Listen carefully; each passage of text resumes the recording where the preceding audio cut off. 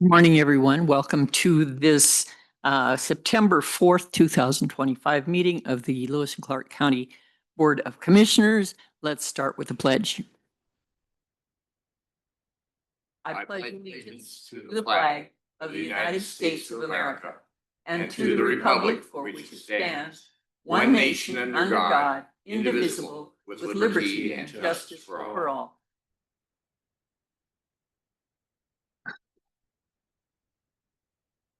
Well, here we are again. I'm Candace Payne, the chair, and to my immediate left is Tom Rolfe, commissioner and vice chair. Morning, Tom. And to his immediate left is Brandy Spangler, our recording secretary and general person who keeps us in line. To my right is Commissioner Andy Hunthausen. Good morning, Andy. And the illustrious Nico Hash from the County Attorney's Office. Welcome, Nico. And Roger Balls, the CAO of this auspicious organization, and he really does keep us headed in the right direction. Good morning, Roger. Good morning. We've got a sign-in sheet right in the front, as well as you can pick up agendas if you care to have agendas.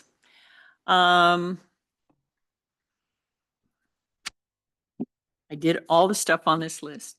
We don't have any consent action items. We have a fairly brief agenda. First off, Ann McCauley will present action item 3A, a request for Lewis and Clark County to participate in the Secondary Manufacturers National Opioid Settlement, presented by Ann McCauley. Good morning, Chair, Commissioners. Ann McCauley, Director of Grants and Procurement. And I'm going to stumble over these words too. There's a lot of big words in this. Say them slowly and they will come out. Okay. Before you today is a new national opioid settlement. This was recently reached with 8 opioid manufacturers. Collectively, this is referred to as the Secondary Manufacturers Settlement. Similar to the other settlements that you've seen, the state of Montana is a participant in this settlement through the original Memorandum of Understandings that were done back in 2021 and early 2022. This was with Montana distributors and the Janssen opioid settlements that local government signed on to those through the state of Montana's participating agreements. The state of Montana is using these existing MOU and amendment for this settlement and future opioid settlements to avoid the need to redevelop these each time a new settlement is reached. In order for Lewis and Clark County to participate in the Secondary Manufacturers Settlement, the county needs to approve and execute the Secondary Manufacturers Subdivision Participation and Release Form and an MOU approval form. These documents were sent to myself as the authorized representative for the National Opioid Settlements, as approved by this commission via resolution in December of 21. And with your authority, I will go ahead and sign off onto those. Happy to take any questions. Any questions from the commission? Tom? I just wanted to, you have a kind of an idea of how much money is going to be involved here? Yes, Chair Payne, Commissioner Rolfe, good question. We don't have the exact percentages. They haven't been released yet, but I do know that it was a $720 million settlement at the national level. Of that, Montana is set to receive 0.3%, or just over $2.25 million. So it'll be some percentage of that. Probably us directly, it'll probably be about $22,000 to $25,000. And then for the dollars that flow through the Montana Opioid Abatement Trust, it might be upwards of $100,000. I do not yet know the terms. I don't know how long these settlements are going to happen. In other words, this may just be a one-time thing, or it could be several years and where we get more and more. Yeah, Chair, Commissioner Rolfe, given those lower numbers, I'm assuming it's probably going to be 1 to 2 payments at most. Okay, thank you. Yeah. Andy, do you have anything? I just was paging through this collection, and there, to the local political subdivisions, it tells us that we have to There's a deadline of October 8th, 2025 in order to participate on this. I just think it's lovely that we're ahead of the game. That's where I like to be, Commissioner, so thank you. Great. Is there, let's see, no more questions to the commission? Is there any question? Is there any public comment? Seeing no public comment, I would entertain a motion. Chair Payne, I would move to approve the request for Lewis and Clark County to participate in the secondary manufacturers national opioid settlement as explained by Ann McCauley. Second. It has been moved and seconded that we approve this request as presented by Ann McCauley. Is there any further comment from the commission? Just if I might. Yes, Tom? You've tasked me with sitting on that opioid, local opioid group that helps distribute the money coming for Lewis and Clark County. And these settlements add up to quite a bit of money over a period of time. And we're trying to use it to solve some of the problems that addiction to opioids causes and encourage people to get off of those things. So the money will be used judiciously, and I'm convinced that the work that Ann does with that committee has already borne some great fruit and will continue to do so. So whatever money that we do get, I feel confident it's going to be used well to deal with the issues that have been created. Thank you, Tom. Any other comment?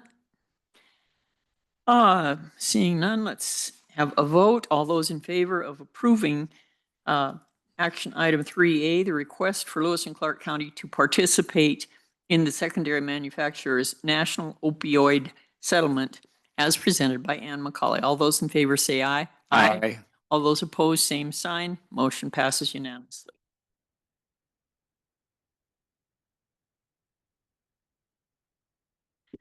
Next on our schedule of events, action item 3B, the presentation of school mill levies for fiscal year 2026 to be presented by Katrina Chaney. Good morning.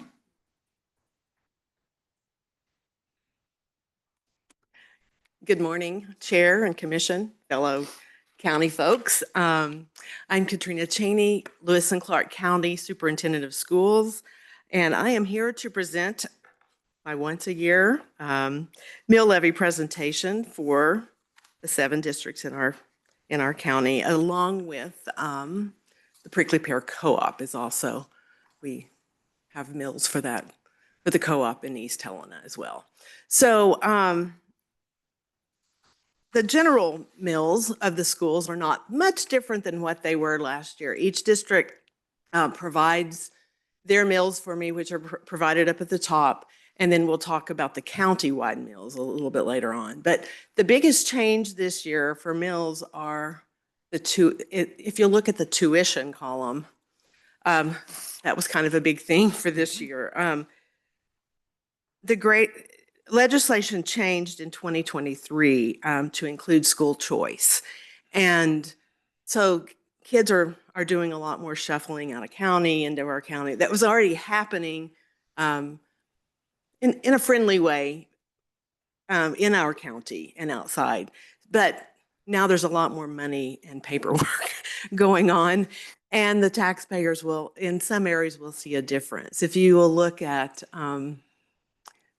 Trinity, which is Canyon Creek, theirs went up significantly because they've always paid tuition to come into Helena, but for kids that are K through 8. But now there's just going to be greater money that will be shuffled there, and then Wolf Creek as well. So Wolf Creek doesn't look real big, but it's a pretty large sum of money, around $50,000, I think, for that tuition. So we'll see how that goes for little schools. It's kind of a big hit, but everything else is just right on par with what it was last year. So then look down to the countywide, the bottom. Last year we talked about that 33 and 22, the first and third lines, might be changing. It's been that number since I started and long before me, and there was a lot of talk. Well, there it is, still 33 and 22. So no change there. That just stays the same. And then what we really look at is that elementary retirement, transportation, and high school retirement. So the county helps, all taxpayers in the county help pay for some of the retirement for elementary and high school teachers, and then just a little bit of the school transportation money. The state matches that same money, so schools get, it's a pretty small portion of what they need to pay for transportation. But those three numbers are actually, that one of them is higher. I have it right here, just as the elementary retirement. It was just a tiny bit higher than it was last year, but overall those three numbers are less mills. It was the total of those three last year was, I'm sorry, of those five was this year at 76.06, and last year it was 76.93 mills. So mill wise, it went down a little bit.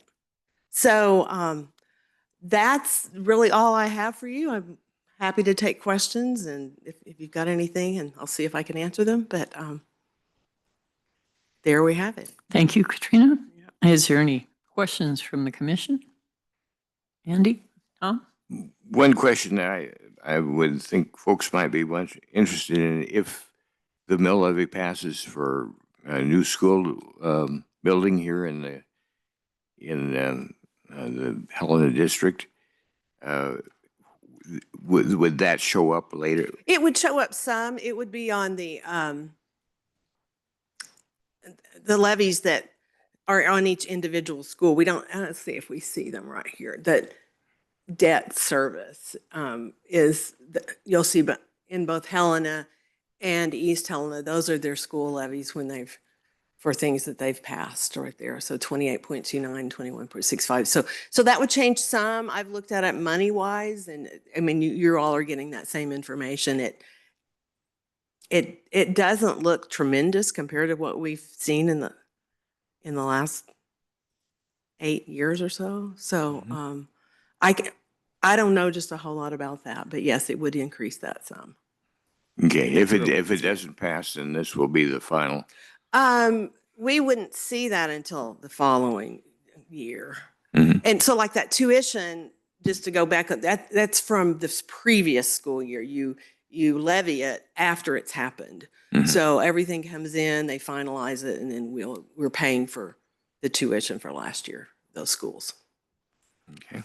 All right. Same with what we would do if we levy the new school buildings. All right. Thank you. All right. Thank you.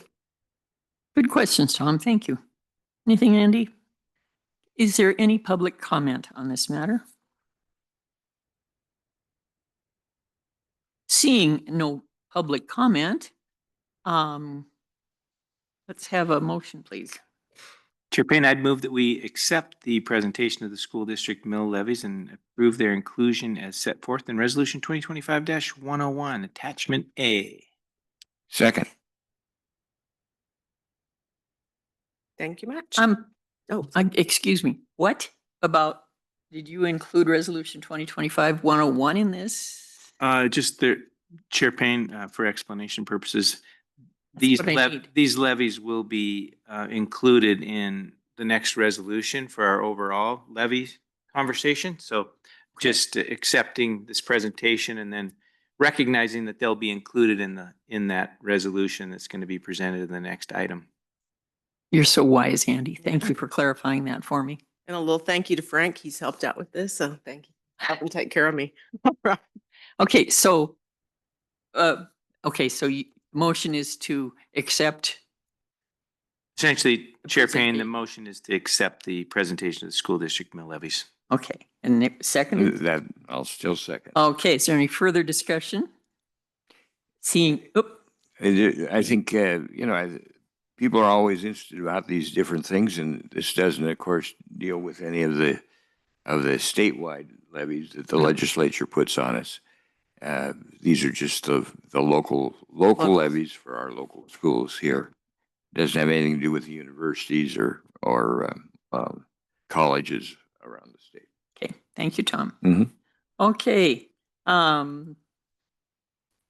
let's vote on this. All those in favor of accepting the presentation of school mill levies for fiscal year 2026 as presented by Katrina Chaney indicate by saying aye. Aye. All opposed, same sign. Motion passes.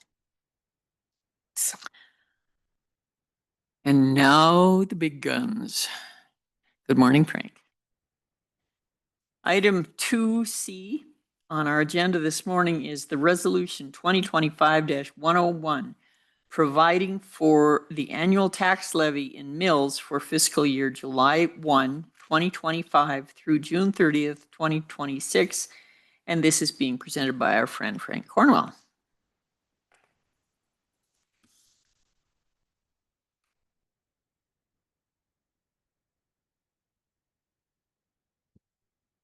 Good morning, Commissioners. For the record, my name is Frank Cornwell, Chief Financial Officer of the county. What we have before you today is the mill resolution, which is the last piece of our budget for the new fiscal year, requiring action from the Commission.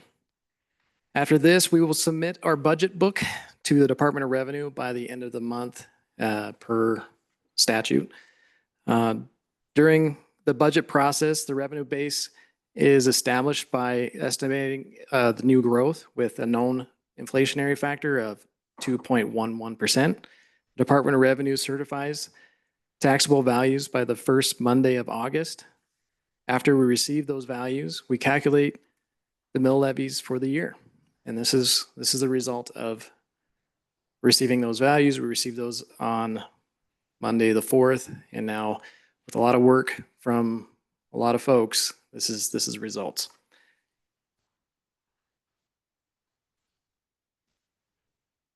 You'll see what we're going to see today is we're going to see a few different tax types. All the county property levies, outside incorporated city levies, and special districts.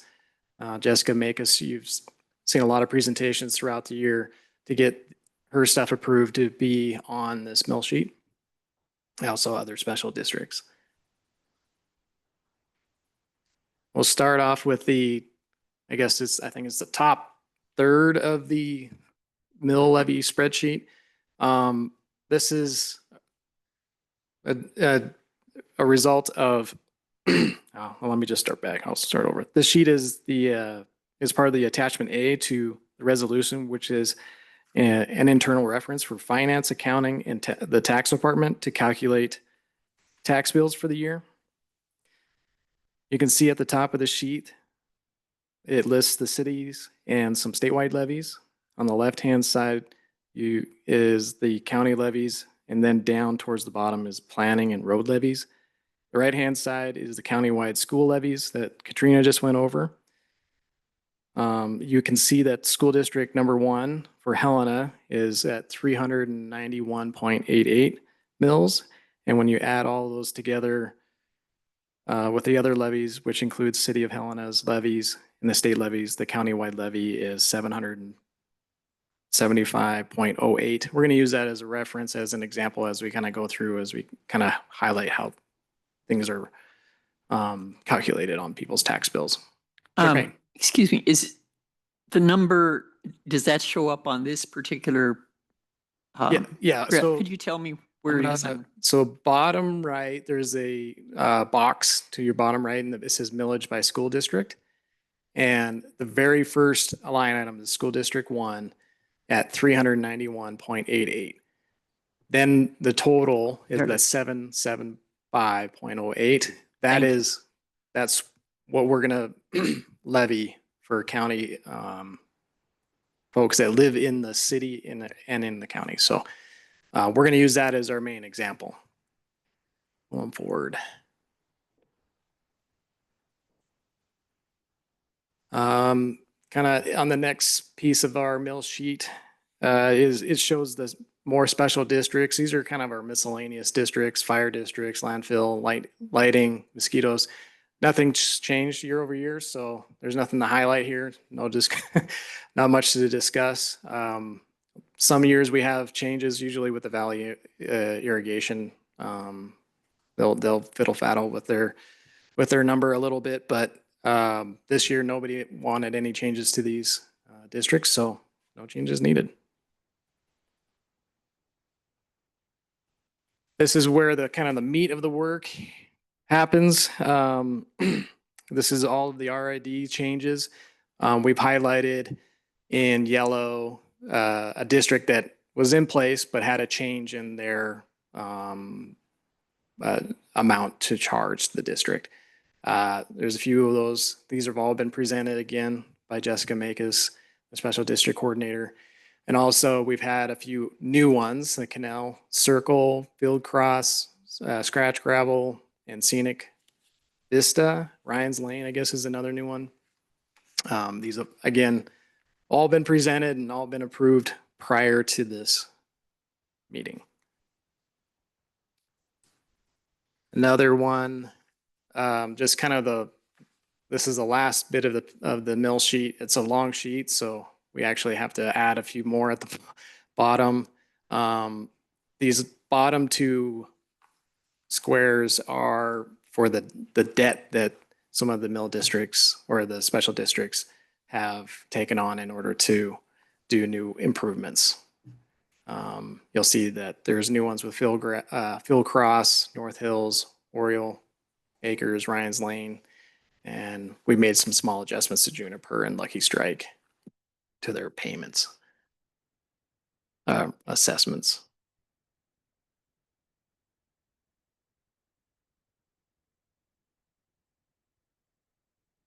I'd like to provide an example of kind of how we apply that inflationary factor and the new growth factor, which is, again, the new growth factor is something the state of Montana gives us. Department of Revenue calculates that annually. So what we have here is last year's prior revenue for the all-purpose fund for that mill levy at $6.4 million. You add in an inflationary factor, which gives them another $135,000. And then we had $134,000 of new growth. And now we have a new total revenue assessed for that mill for the all-purpose fund at $6.6 million. That's how we, as a county, get to those amounts.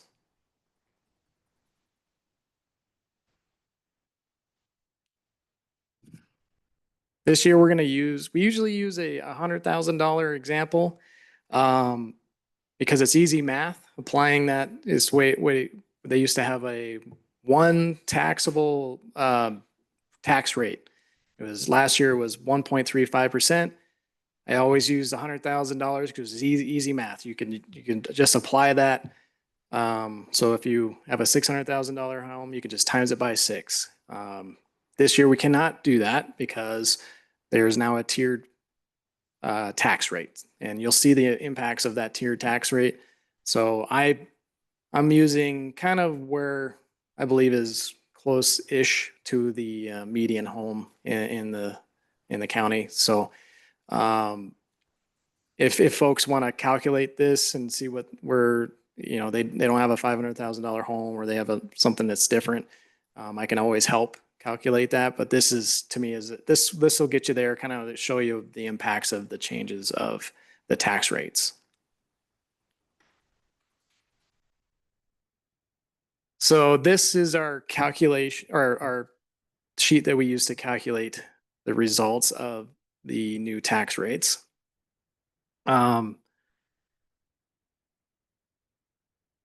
This is showing a home in the city of Helena using the 775.08 mills in School District 1 that we show it off of that school attachment A. And Commissioner Chair Payne saw kind of highlighted that earlier. And let's see here. I'll kind of walk through this. Now we have 3 different tax rates. So the first $400,000 of your home is going to have a tax rate of 0.76%.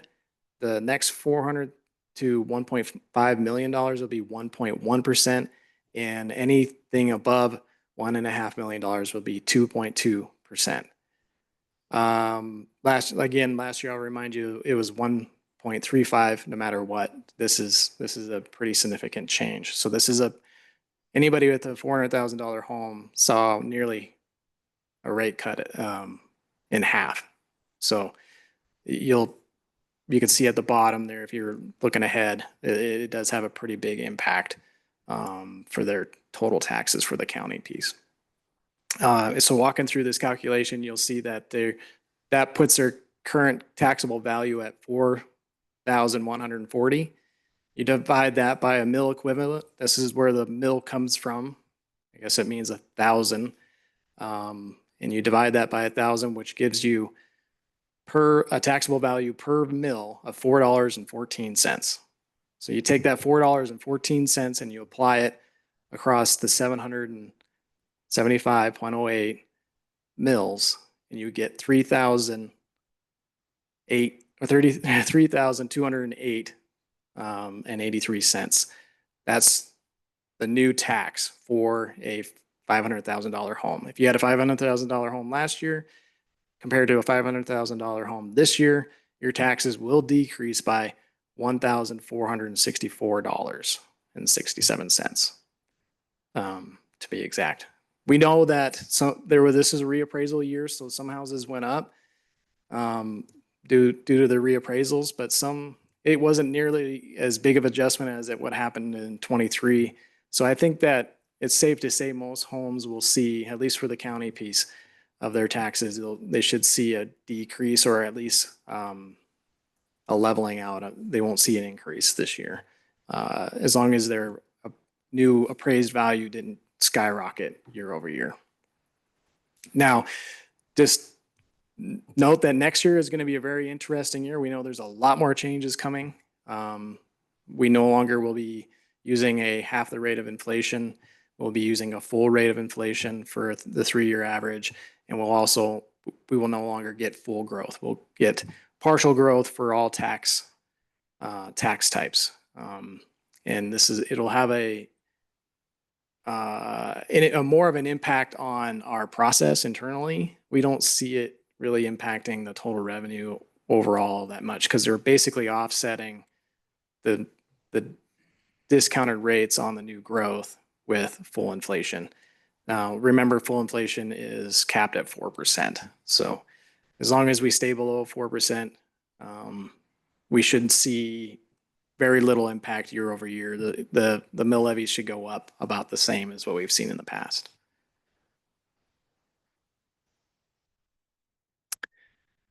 So again, this is the continuation of that example of a home within the city.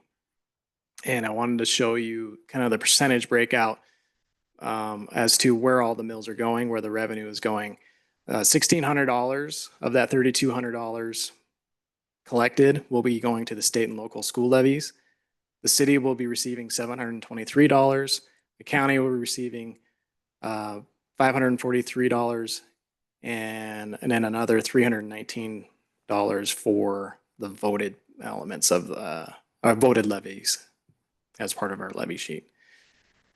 So this is kind of a depiction on how that is shown, and actually have a pie chart that will show you kind of that visually.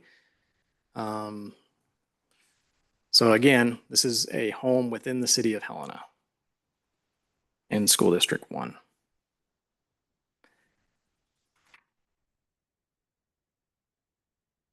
Next, I'll show you same concept, just that now we have a house that is outside of the city. You're going to see a significant increase in between the city or between the state and local schools and the county. We go from about 50% to state and local schools to 61%, and then we also see a significant increase for the county piece if you don't live within the. Frank, Mm-hmm. I'm having a little trouble understanding. Could you speak more slowly and into the microphone? Mm-hmm. I know it's easy for you, but I'm not a math person. So this first example on slide 11 is showing you a property owner within the city, what the percentage breakout between the taxing jurisdictions will be. 50% will go to the school, 23 to the city, 17, and so I guess 27% will go to the county. If we go to the next slide, this is for a homeowner that is not in the city. So you see a bump up of their proration for the state and school levies. So it goes from 50% to 61%. And then for the other one, it's going to go to 39% for the county. Frank, just what is the difference between county voted and county? How do you differentiate? The county voted levies are, for example, the public safety levy that was voted years ago in. The detention center was also a voted levy. I think those are the lion's share of them. I think there might be one smaller one, but those are the two. Oh, there was a road one. Yeah, road. Okay, that was my, do the RIDs show up in this? Chair Payne, no, they do not show up in this. This is just the mill levies for, if you have an RID, that would be in addition to the 32. People shouldn't be surprised that they voted to improve their roads and somebody's got to pay for it. So I just always like to remind people of that. Yeah, Chair Payne, that's a good point to bring up, because we can't really, I mean, we could show that it is as an example, but it would be really messy because there's a lot of RIDs depending on where people are located. So this is excluding out the RIDs in hopes that people kind of understand that that's going to be an additional element of their tax bills. Thank you.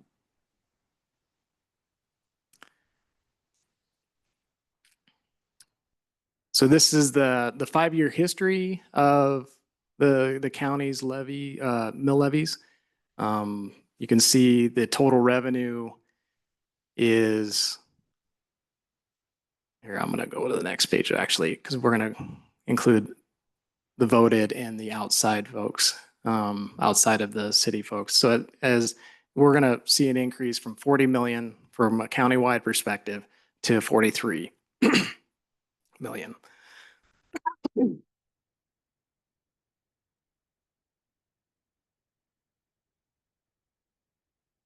So just to kind of highlight some changes from year over year, newly taxable property from a countywide perspective is we saw $694,000 of newly taxable property. That's at the taxable rate. So it seems small, but it's after they applied the tax rate.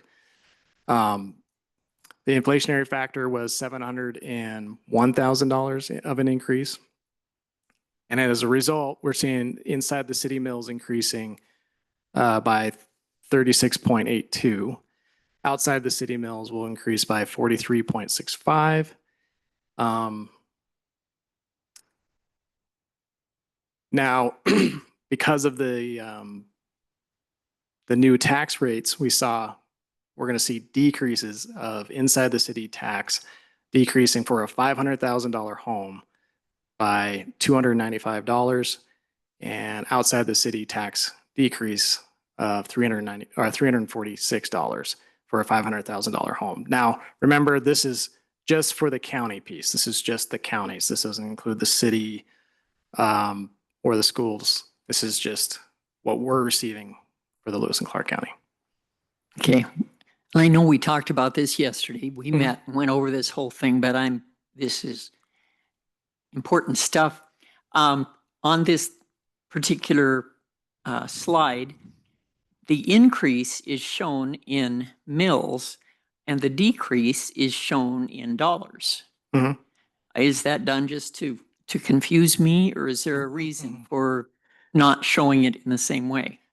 Chair Payne, this is something that I got to remind everybody annually, that mill levy calculations is not easy. It's a very complicated process,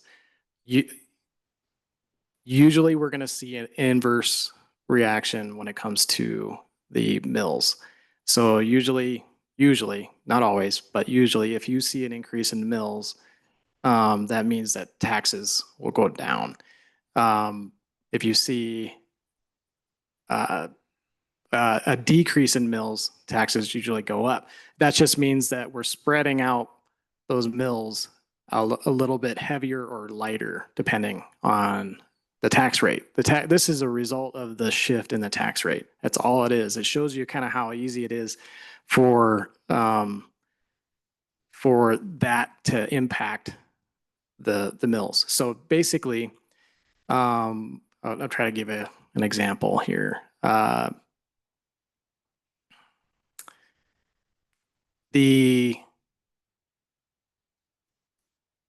Due to the reduction in the tax rate, you have to spread out more mills to capture enough revenue year over year. So remember, Okay. Yeah. remember the county gets an increase of the 2.1 inflationary factor and the growth factor. That's kind of absolute as the way it stands now. What we're doing with the mills is spreading out who pays for the $6.6 million. The impacts of the tax rates, by shifting it around, it basically is adjusting who is paying for what, or paying for the mills. So this is a result, and this is for example, this is on the homeowner. So when we bring up this example, we're always focused on homeowners. We don't bring in the commercial piece or the ag or the other taxes. So those folks could see an increase on their taxes. We also see that any house that's over $1.5 million is also, that's a bigger tax rate. So you went from 1.35 to 2.2% tax rate for anything above $1.5 million. That's a significant increase. So they're taking on larger tax burden. So if I was to bring in one of those as an example, you're going to see an increase in their taxes. But I wanted to focus on a very typical home within the county. Thank you, Frank. That was very helpful. And I'm sorry to keep interrupting, but by the time you get to the end of this and it's time for questions, I will not remember what it was I was going to ask you. Tom, did you have something? I just, somewhere I picked up where that the average increase in home values, assessed value, appraised value rather, was around 20%. Mm-hmm. Is that Chair Payne, Commissioner Rolfe, if that's the case, I haven't heard what the average increase is. If it is that, I think we're still safe to say that your home should be seeing either a reduction or just a flat rate. That's how significant it is when they adjust these tax rates, how much they can really soften the blow of a increase in your appraised value of your home. For example, if you have a $400,000 home last year and it went up to $500,000, it's still seeing a tax cut in their county-wide mills.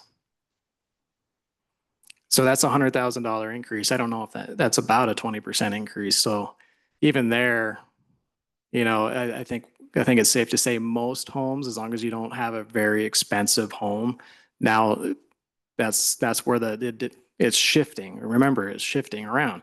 So that the burden is now being shifted onto those more expensive homes. And then next year, you're going to see the addition of second homes taking on an additional burden.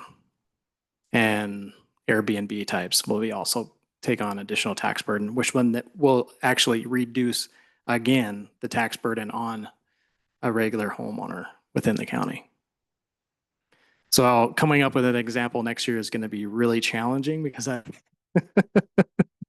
I'll have to be thinking about how to present that. But this year it's a little easier. I thought about putting the really expensive home, but we don't have a lot of them within this county. And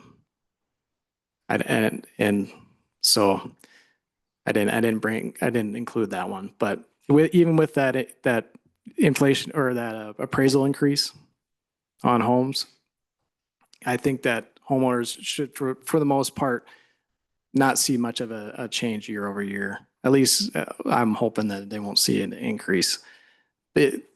Now, if they see a significant increase, if that average, because if that's an average of 20%, that means folks might be seeing a 30-40% increase, then they probably are going to see an increase in tax burden.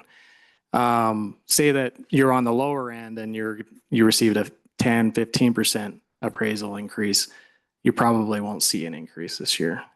This is a very interesting year. Nobody's being treated the same.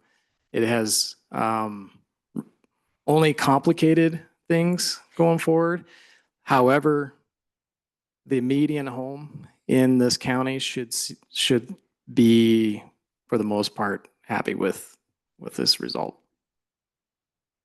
I think this is my simplification. So as we get more houses, then the percentage that each one of us pays gets decreased because you get more people. You'd also probably have some more houses, but that's why it's mills versus dollars, because we have to come up with the same number of mills, but we've got more tax property. So if the mills stayed the same, then the government would get a lot more money coming in. Right. And we could give all of us a raise. No, but that's not what we want to do. We want to keep it about the same, so it's not a shock. I think you've explained it. Yep. Thank you, Frank. Chair Payne, yes, that's a good example, and that's why we see counties really pushing for growth. More bodies. And it reduces the burden on other taxpayers. So you get new growth. That's a new taxable property. It doesn't add to the burden of the other properties. Okay. Andy, do you have anything? You've been through this so many times, it's absolutely clear to you, and you could probably teach the course, right? Chair Payne, that would be a false statement. But I'm really glad and grateful to you, Frank, and to your team that you understand it. And I understand it enough. But I'm convinced, this is a joke, but I'm convinced that it's not meant to be understood by the average Joe. But just kidding. But thank you very much. Really appreciate the work and the preparation here, all of the time and effort to be on top of this with all the changes and things. And it is a moving target, as you've described, as the mill values go up and down and our property values go up and down, and then legislative changes. It's a lot. So I am so grateful for your expertise, and I rely on that heavily. Thank you. Chair Payne, Yes. Commissioner Hunthausen, thank you. Just a couple thanks, since he just started off the verbal hugs. I'll finish mine. I just want to point out, thanks to Amy Reeves and her team downstairs, Jen Garber and Sarah Woods. Those folks did a lot of work of reviewing and making sure this is an accurate mill sheet. They're the ones that are going to put it on help Carrie Friedland in the property tax department, get this on those tax bills. And it's not a small lift. It's a lot of work, a lot of auditing, a lot of processes, a lot of double checks. So they are, as soon as we approve this today, I was already informed by Amy, they are going to take that mill sheet and start entering in taxes, the mills into that sheet, so they can get them out as soon as possible this year. Also, special thanks. I've mentioned Jessica Makis a few times. She is also instrumental. You can see that big long piece of the mill sheet is with the most changes. She does a lot of work. You see her all year round. This is the results of her tough and hard work that she does annually. So thanks a lot to those folks. So really appreciate the work. Anything, Tom? Yes, if I might, you mentioned that there were I think 3 different county voted taxes. One was the public safety levy, the detention center. What was the third one you mentioned? Chair Payne, Commissioner Ralph, it was roads. Roads. Okay, the road. Okay. I think if people will take a look at their appraisals that they received a couple months ago from the state, if they had a raise in their appraisal, for instance, in my case, it was 16.8% raise. So I'm probably not going to get a lower tax going, on the bill than I had last year. But if their home didn't go up that much, then there's a chance that they would not have. They might wind up with a. Chair Payne, Commissioner Ralph, yeah, absolutely. Yes, I think that's safe to say. Absolutely. But if you don't have a significant increase year over year on your appraised value, you should see likely a decrease. And if you have an appraisal on your home from the state that is over $400,000, it's going to go up more percentage-wise because instead of being factored at 0.76, it's at 1.1, and so it's going to go up faster. Mm-hmm. And if you happen to have one of the very large homes that is then at a much higher rate, it will go up even more. So the more expensive home that you have, the more that's going to translate to higher taxes too. Yes. Yeah. Yep. Thank you. Thank you. Anything else? Okay, now the fun part. Is there any public comment? We have bashful public, I guess. Seeing no public comment, I'd like to ask for a motion. Chair Payne. Whoop, should we have already asked for the questions? No, the commissioner's already. It's time for a motion. Okay. Okay. I would entertain a motion. Chair Payne, I would move to approve Resolution 2025-101, providing for the annual increase, annual tax levy in mills for the fiscal year July 1, 2025 through June 30, 25. 26. I'm sorry, as explained by Frank Cornwell. Second. It has been moved and seconded that we approve the resolution 2025-101 as presented by Frank Cornwell. Is there any further discussion from the commission? I think we pretty well hashed this thing out. Okay, all in favor of approving action item 3C, the resolution 2025-101, providing for the annual tax levy in mills for fiscal year July 1st, 2025 through June 30th, 2026, indicate by saying aye. Aye. Aye. All opposed, same sign. We have approved this unanimously. Okay, and thank you, Frank, and your whole team for guiding us through this mathematical wonderland. Okay, the time has come for any public comment on any public matter within the jurisdiction of the commission that is not on the agenda above. Nope. This meeting is adjourned.